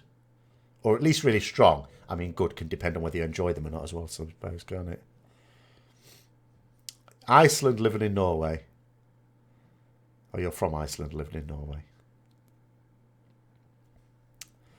They asked for item level, but IO score I know has been much more prevalent these days. Much more important at the moment. You've seen mythic IO score requirements for pug raiding. Yeah, so I don't get the IO system. I sort of understand roughly on how it's based, but I don't know what is a good score or bad score. But it's quite funny. Someone in the group was saying, "Oh yeah, pugs tend to be asking for a rating of like 1.1k or something now," and I said, "Well, I've got a rating of 52." I looked myself up; it's like 52. Yeah, because I'd done 1 plus 10. I've now done 3 plus 10s. But still, because just casual. But even when I was a raider, because that was another funny thing, as a mythic raider in Legion, and I could do a plus 10 easy as you like, or a plus 15 when plus 15 was the thing to do. No problem at all. I would never, ever have got into a pug to do a plus 10 or plus 15. No way, because my rating wasn't high enough. Even though I easily did them. But I never pushed. Because I only ever wanted to do my plus 10 or plus 15 to get the cash. I didn't want to do any more than that. Once you didn't have to for the artifact power, that is. Mediocre's 5 and 700. Good one is 900 plus. Proper one is 1400 plus. Yeah, I've got... Actually, I don't know what it is now. It may have changed now. Hang on. Let's see if I can look it up. Because obviously now I've done 3. I don't know how to find it. Hold on. Here it is, I think. So I want Mythic Plus.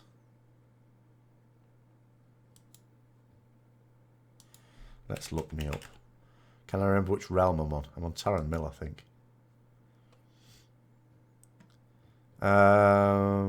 Where do I find my Mythic score? Shit.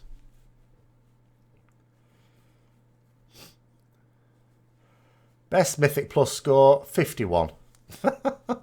So, yeah, that's me. Although, at the moment, it's only recording 1 plus 10. And I've actually got 3 now. So, it's only got Uldir there.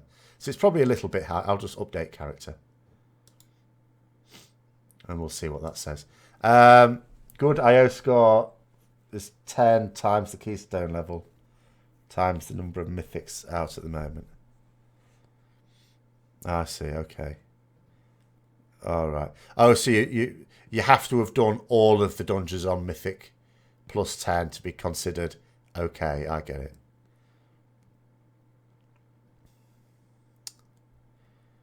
You're glad you do Mythic Plus with your guildmates. I'm glad I do it in a social... Well, I say glad. I wouldn't do it any other way. Basically, if the social group... Here are my 3 options for doing Mythic Plus. 1, like I am now, I do it in this... And they've all got pros and cons. I do it in my social group. Downside to it is, from week to week, I never know exactly when we're going or for how long. I'd prefer to know that. But that's a downside. The plus side is, I'm doing it with people that I know. And we can arrange... We know it's going to be roughly at the weekend, which is the best time for me. Second, I could... wait online for, because there's raiders in the guild who also need DPS for these things. I could just wait there in the guild, and when someone asks for a DPS, say yes, I'll come.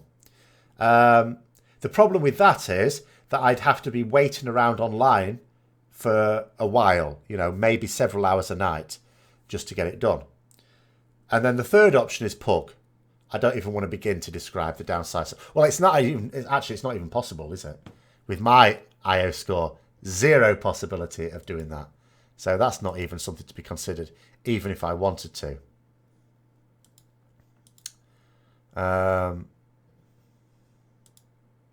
Has it updated me? It just says nothing to see here. It's still insisting I've only done 1 plus 10. Oh, well, never mind. Oh, it draws from top 500, does it? Oh, I see. Oh, yeah, ours won't be in the... oh, yeah, ours would not be on the leaderboard. We don't do them quickly. Although we weren't super slow this week. Oh, I'm on a very high pop server. I'm on Taran Mill. Massively. You know, there's probably 50 or more cutting edge guilds, or guilds that will be cutting edge by the time, you know, new tiers are coming out. So, yes, it's a massive, massive realm. It's not even that. You have to do all the dungeons and make sure your score will be counted. I see. Okay. All right. I understand now. In that case, yes, pointless. Completed in the time limit? No, not a plus 10. I have never done a plus 10 in time. We weren't miles off this week. We weren't far off. If we hadn't had a little wobble after the second boss in Freehold, we would have been okay. But, you know, we're idiots, so never mind. You play on Draenor. Yeah, Draenor's a big one as well. And we do ours at the weekend as well, so, you know. Saturday is what we did last week. You have to go down to the list of what your best run in each dungeon was. So that's probably why it's not updating then. I don't know why Tol Dagor's there, though, because that's like the worst one. That one was ridiculous. What was it? That was 1 hour and 19 minutes and 33 seconds. It's awful. It was a terrible experience. They were such idiots. They were such idiots. Anyway, it's over now. Have to do them. Yeah. Well, I mean, I don't care. I have no interest in joining a pug anyway, so the score is irrelevant to me, thankfully. You're on a low population server, so yours count. Okay. On Taran Mill, you need to do at least a plus 10 for Temple, 11 for Shrine Kings, under until to go on 12 for the rest. Well, yeah. Okay. No. Do a timed 8 for each mythic, and then you'll have at least an 800. Well, okay, all right. You can stop educating me now. I've already gone past the point where I've agreed it's not worth it. What do you mean Tauren Mill? I've hardly seen any Tauren, to be fair. IO scores are a game in themselves. Well, it certainly sounds like it, doesn't it? Oh, my goodness me. I need to get some chicken curry into me soon. I hope I haven't run out.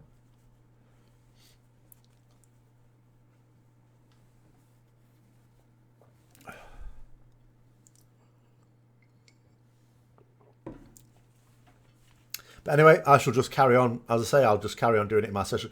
And I'll do it in that order. Social group. If the social group completely collapses, then I will either just...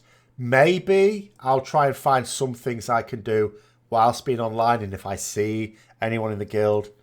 If I make sure I'm online on days when they're not actually raiding, or just before the raid or just after the raid, that might be my best chance, and just try and tag along to get one done, or just not get it done at all. I don't really mind. I don't need to do them. If all I'm going to be doing is playing, you know, through... Ultimately, I'm playing the game at the moment just for the storyline and, you know, just to play the game, really. It's still an enjoyable game to play.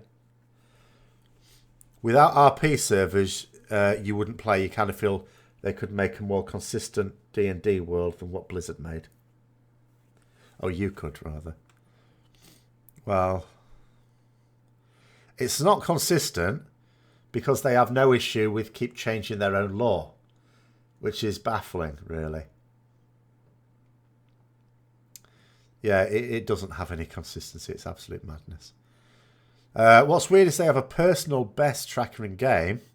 that they could link to the armory to get around that issue for people on high pop realms. Or maybe they just don't care. Obviously, it's just a community thing, isn't it? This IO thing. And like any stats, if ultimately people don't understand it, then of course they're not going to use it correctly. But like I always say anyway, people should join guilds for things. Guilds are the way to enjoy group content. Rule of cool is greater than the established law. Yeah, but the problem is it's not very cool, the latest law, is it? It's a load of nonsense. It makes no sense at all. You have to watch it from some distance whilst drunk to let all the nonsense pass by you. And I haven't even seen, as I say, the Darkshore Warfront from the Alliance point of view. I'm probably going to find even more silly things there. I'll probably do that on Thursday when I get my first day off. Assuming, because this is what I'm worried about, so I'm already ill. It might be that I'm sort of running on fumes, getting myself to the... Because I've done this before. This is not uncommon as a teacher. So you get to half term and then your body just suddenly collapses. So I might actually be super ill on Thursday. We'll have to see. But if not, I might get onto the PTR and give it a go. See what I think of it. Random Forsaken dude greater than Night Elf Demigod. Well, not really. If you're referring to Nathanos, he just ran away, didn't he? But the fact that he was allowed to run away was what was strange. Hang on a minute. I've got a notification here. Someone wants to be friends with me. Why not?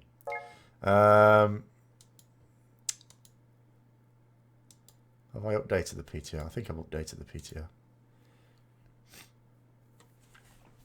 WoW had crappy writing since Wrath of the Lich King, which was average at best. Well, I mean, there's been portions when it's been bad. I mean, it started off bad. But then I think, to be fair, all fantasy gaming systems start off with poor writing because ultimately they try to develop a game and the storyline is just something to, drape around it to begin with. And then if it becomes popular, it gets better. It's not that it's uninteresting. I don't find the stories uninteresting. I just find it annoying that there are things that don't make sense in it. That's the issue. It's not doing things that I don't like. I don't care about that. It's doing things that don't actually make sense. Any advice on finding a good guild that actually matches your mindset gaming style without being flamed when advertising looking for guild? You effectively have to... It depends on what you're after. If you're after a raiding guild, it's quite straightforward. You need to look at WoW progress and then... you need to talk to people. Don't ever just apply for a guild without actually talking properly to officers. If it's for something else, it's trickier. It may be on the forums. But the more casual the guild, the less likely they are to promote themselves anywhere. So it's difficult then to come across them. It's not an easy thing. But, I would always at least... put things on forums, maybe Realm forums if it is for very casual stuff, and just say what you're looking for, and just talk to people before you join a guild. And if it is casual, then you always have the option. If it's that guild's not for you, you just go to another guild and just try them out till you find one you like. Because no one cares about guild hopping if it's a casual guild. They only care about that in a serious guild, and in a serious guild, it's easier to do your homework to find out what sort of guild they are. You can't ever be certain. You might make a misstep. But, I mean, when I was joining guilds, like raiding guilds, for example, I would always try and find and watch some streams or something. Not kill videos, because that's when they're at their calmest. Because they kill it. That means it went well. Try and find ones of progress and see how they behave when things aren't going so well. That's what I always used to do when I was recruiting as well, players. People will always link you their logs of kills. Don't look at the kills. Look at the progress and see, because for all you know, they might look good on a kill log because they might have been the person that was wiping them for 100 pulls because all they cared about was their own personal DPS. So they had to wait for a pull where they didn't have to do any mechanics. Same sort of thing with guilds. Look at things when things are not going well. See how they're behaving when it's not going well. But that's if it's a progress guild. If it's a casual guild, then it's just, I don't know. You got to kiss a lot of frogs to find your prince, I suppose. That sort of thing. Or get lucky. If you don't know anyone who can give you a recommendation, that is.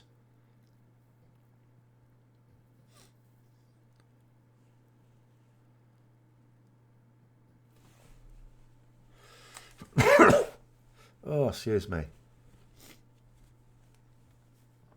But I always say that guilds are going to be a way better experience than pugs. Way better.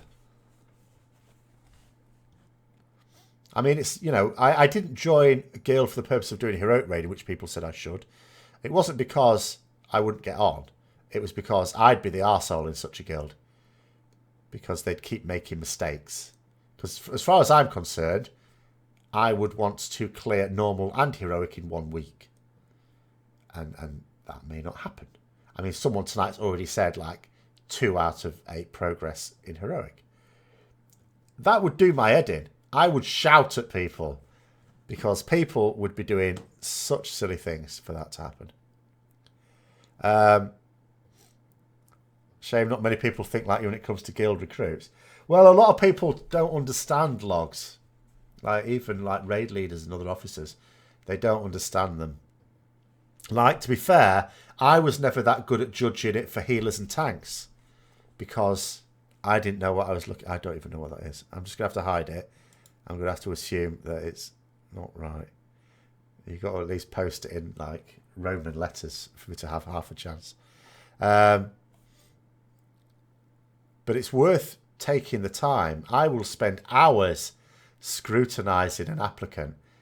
Because sometimes when I used to directly approach people, I might have spent 2 hours looking stuff up on them before I even spoke to them. Which is why it took such a long time. So much time out of my day to recruit. And it was so impossible in Legion.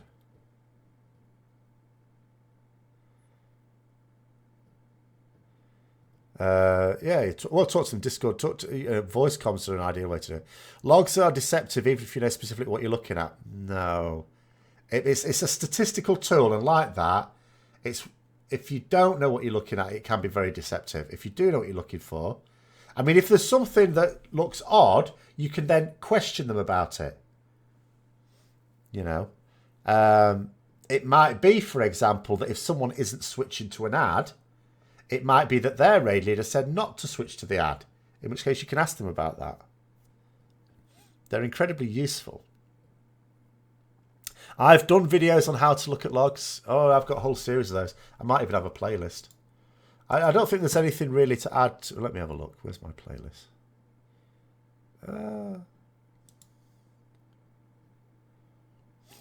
Oh my god, how do I even find my playlist now?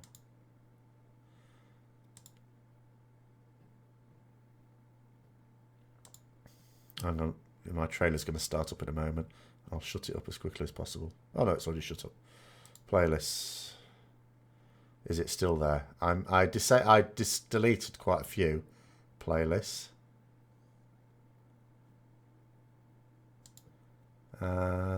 Using Warcraft logs. 5 videos. That's probably got most of the stuff in. You've got your main mythic guild and you raid with a few bad guilds that struggle on heroic just because you like the people. Yeah, some people do that, to be fair. The thing is, for me, it drives me mad. You know. I don't mind it when people mess up, by the way. It's not messing up that I mind. It's when people deliberately mess up. And as far as I'm concerned, if someone makes the same mistake over and over again, and it's been pointed out to them, I can understand it if no one's they might just not be aware that it's them. So, you know, they've been told, and they still keep doing it. As far as I'm concerned, it's deliberate then. And it just my head in.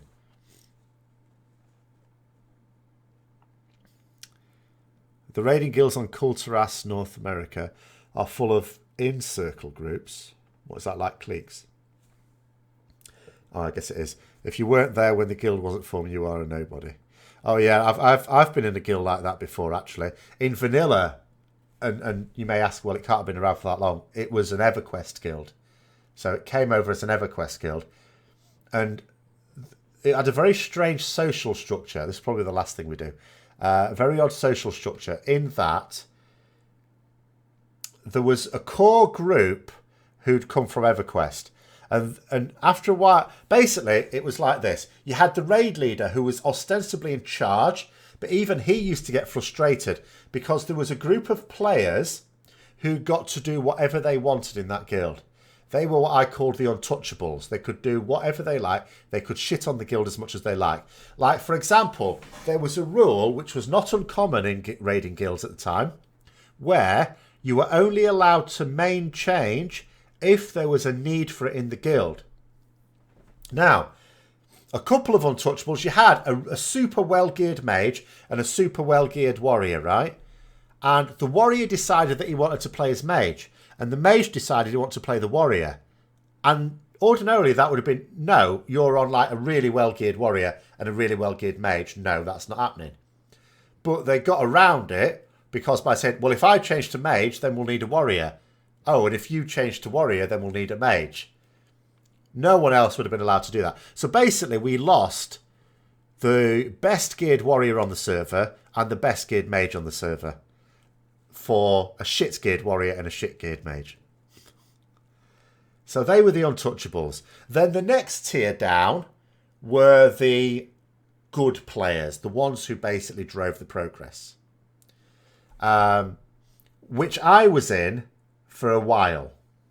But then just below that were then the players who were good, and so they took them along every time, but mouthed off. Well, I then dropped into that group because someone in the guild ninja looted in a pug raid, and I was not happy about it. And I, you know, and they became dissatisfied with it, so I just left the guild in the end. And then below that was like everyone else. So they had this really tiered social structure there. But yeah, the untouchables held us back at no end of times. It was ridiculous. You've learned percentages don't mean anything. A 385 belt has the same item level contribution as a 385 weapon. Yes. And you can have two 385 belts. One of them, you know, might have speed and a socket, and it's still 385 compared to the other one, which just has base stats. It might be speed and a socket, or avoidance and a socket with bis stats, and the other one might have the worst stats, nothing else. And yes, they're the same item level. Item level counts for more than it did, though. It's better than in Legion in terms of a judge of an upgrade. But yes, there's still plenty of things that knacker it. But anyway, I'm going to call it there. My voice is going to give out soon anyway. But we've sort of come to the end of that one. So thank you for coming on, everyone. I'm going to hope that I don't collapse completely in a heap in the next couple of days. But yes, have a good night, everyone. And until next time, I will see you later.